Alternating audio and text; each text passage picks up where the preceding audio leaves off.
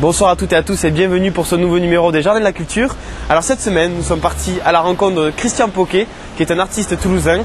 Et avec lui, nous allons parler de son exposition à la Fondation Espace Écureuil avec 3 autres artistes. C'est parti tout de suite. Bonjour Christian, on se retrouve aujourd'hui donc pour parler de cette exposition qui commence actuellement, qui est en relation avec le Muséum de Toulouse.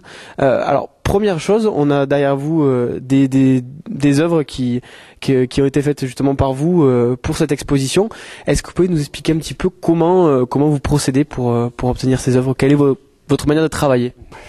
Eh bien, là, en l'occurrence, c'est un travail sur commande.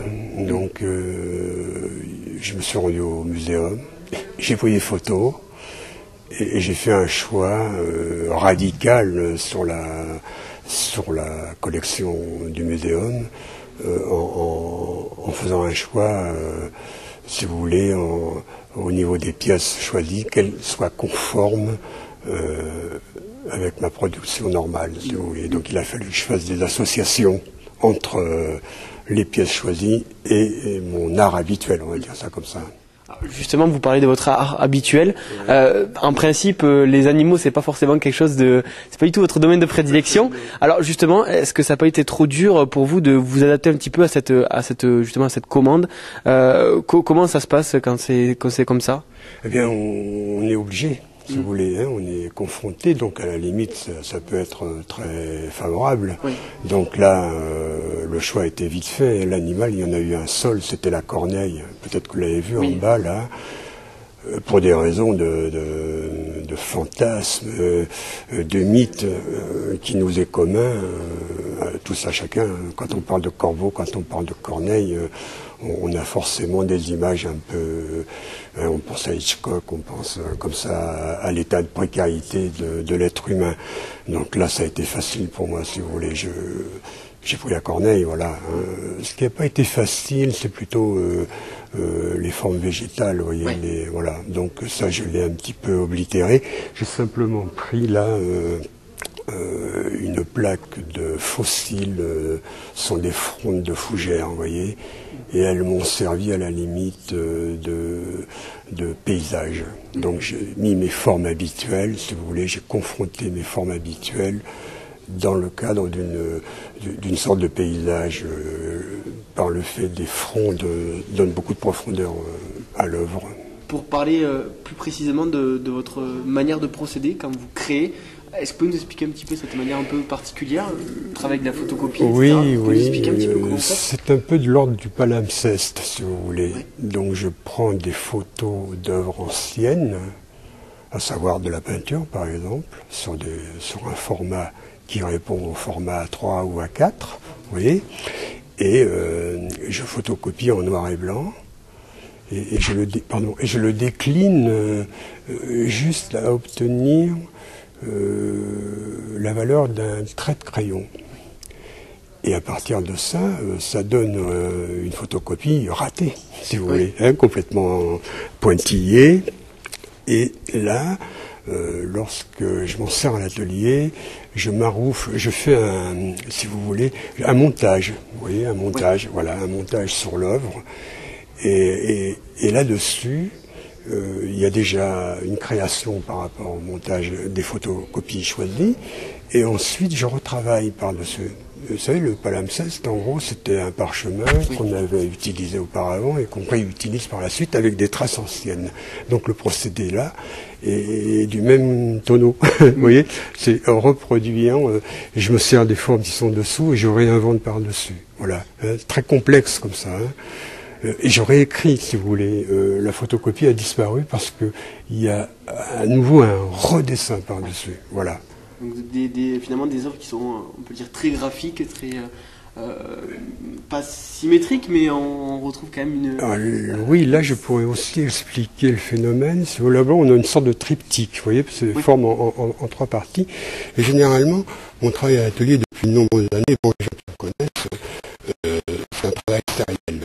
Donc, si vous voulez, au lieu d'avoir une idée plus une autre, plus une autre, plus une autre, il y a une idée globale qui est développée au long des années et qui est scindée comme ça par série C'est-à-dire que l'idée est creusée, si vous voulez. Donc chaque jour, je dis pas que chaque jour il y a une œuvre, mais vous voyez, bon, j'abandonne rarement le sujet, et fréquemment, quand il y a un changement d'œuvre, quand il y a un changement de thématique, il y a un glissement, c'est-à-dire il n'y a pas un abandon des formes anciennes, elles glissent vers une nouvelle proposition, si vous voulez. Voilà, hein, donc la suite se fait, et donc la récurrence de certaines formes qu'on retrouve au fil des années pour les gens qui me connaissent. Voilà. Une dernière chose, vous parliez tout à l'heure de cette composition avec la corneille, qui est exposée en bas dans les cas. Tout à l'heure on verra à l'image. On peut dire pourquoi ce symbole de la corneille, vous en avez parlé un petit peu ce matin, vous l'avez expliqué. Qu'est-ce qu'elle représente pour vous Pour moi, c'est la guerre, si vous voulez. Ce symbole, on relie toujours ces corbeaux sur les champs de bataille, et je ne peux pas me défaire de cette image. Et elle correspond très bien, si vous voulez, à mon état d'artiste proposant vous avez remarqué, mes personnages sont toujours un peu dans des états de déséquilibre, des états précaires, et confrontés au choix d'un animal, je pensais au corbeau ou à la corneille de cette façon-là, si vous voulez. C'est un symbole. Ouais. Voilà, c'est un symbole d'état de guerre. Okay. Je ne dis pas qu'on est spécialement et particulièrement en état de guerre, mais malgré tout, je ne pouvais pas faire autrement, si vous voulez. On ne peut pas lui donner autre chose comme signalétique, on veut dire ça comme ça. Voilà, c'était donc la rencontre avec Christian Poquet. Rappelons que l'exposition dure jusqu'au 20 février et on passe tout de suite à la seconde partie, qui est une rencontre avec une artiste toulousaine, là aussi, qui s'appelle Cécile Cervera et qui nous présente une exposition au Clicool Café. C'est parti tout de suite. Nous sommes aujourd'hui en compagnie de Cécile Cervera, qui est une artiste. Voilà. On va parler un petit peu de l'exposition Collage et Reflets d'automne, qui est actuellement au Clicool Café, donc qui est juste à côté du théâtre de la Digue. Pour ceux qui ne connaîtraient pas, on reviendra plus précisément tout à l'heure sur l'expo, mais on va commencer par le commencement, j'ai envie de dire. Comment cette passion pour l'art, cette envie de créer est née? C'est quoi? C'est tout jeune? Comment ça vient? Oui, depuis enfant, adolescente, ça a toujours été assez évident pour moi. Je m'ennuyais assez au lycée. J'ai voulu faire une formation en céramique. Je voulais être potière. Donc j'ai fait une formation, j'ai fait un CAP tournage en céramique et je me suis rendu compte que finalement faire de l'artisanat et faire de la série, c'est pas ce qui m'intéressait le plus. Que j'avais vraiment envie de créer et d'élargir l'art au sens large, et du coup j'ai fait les Beaux-Arts. Donc une première année à Avignon et les 4 années suivantes à Tarbes parce qu'ils ont option céramique. Alors justement, du collage de céramique à ce qu'on voit là, il y a quand même une petite différence.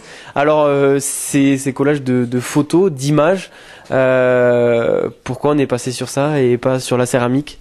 C'est une autre approche quand même, c'est totalement différent. On retrouve dans mes collages quand même quelques morceaux d'argile. Et en céramique, il faut connaître un petit peu mon travail d'avant. J'ai fait pas mal de recouvrements avec de la porcelaine liquide et je prenais des objets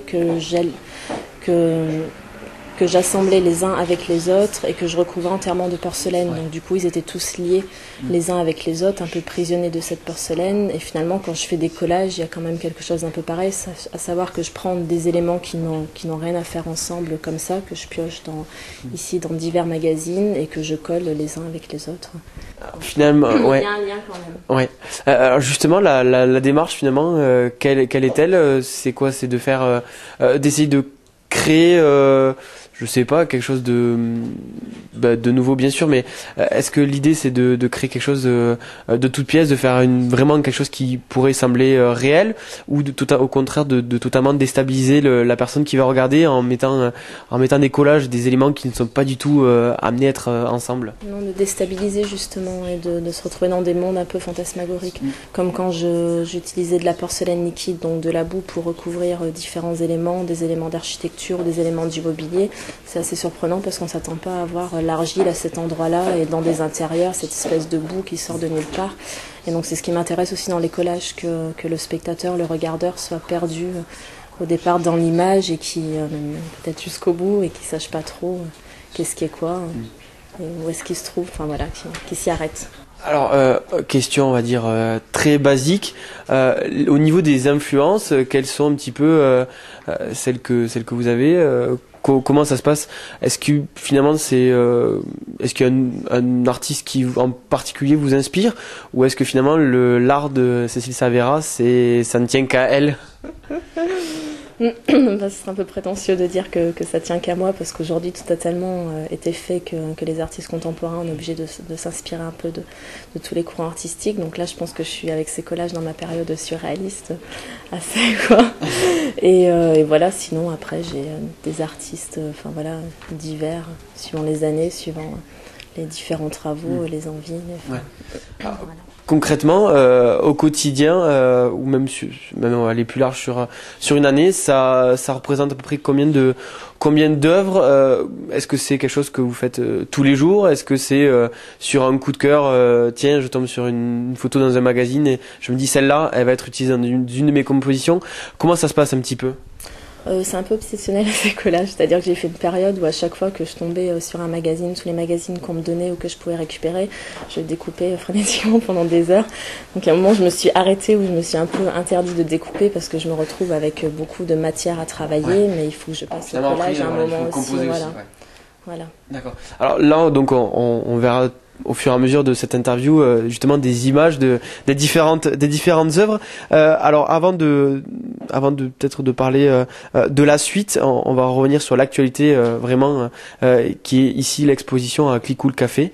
Alors justement cette idée de venir exposer ici dans ce lieu, comment ça s'est passé? Est-ce que ce sont eux qui vous ont démarché, ou vous, comment ça s'est fait un petit peu? Non, c'est moi qui ai choisi, comme je sais qu'ils font des expositions régulièrement. J'ai habité dans le quartier pendant un an, donc c'est comme ça que j'ai connu ce café associatif.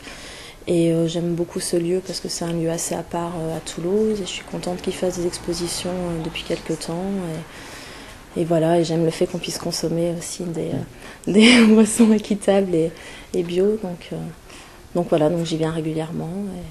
Voilà, donc c'était assez évident pour moi de faire une exposition ici. Ouais. Alors justement, donc ça sera ma dernière question, et voilà, après vous serez libérés. Pour le futur, si déjà on va rappeler les dates, la durée de l'exposition ici.